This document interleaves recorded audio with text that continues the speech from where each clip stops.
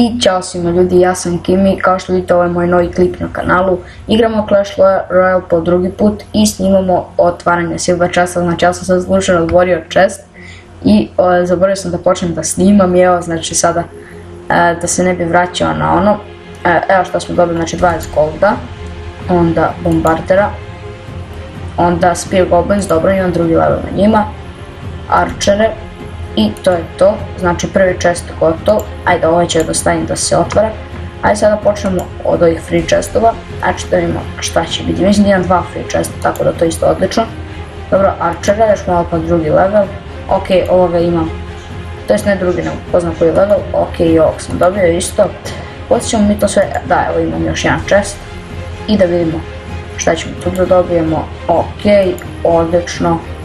odlično, to mi se sviđa i peka, naravno, odlično, znači rare card, upgrade available, odlično, sviđa mi se ovo što smo dobili drugi put.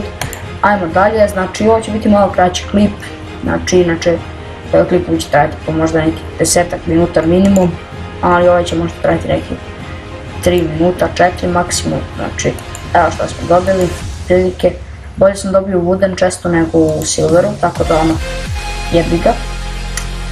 Dobro, dobili smo gold, dobro, za gobline, onda ovdje smo isto dobili i ovo, odlično, uglavnom, evo ga, to je to što se tiče toga i ajde sada da vidimo da li da otvorim i ovaj, neću, uglavnom eto to je to, malo kraći klip na kanalu, nema veze, to je to što se tiče ovog klipa.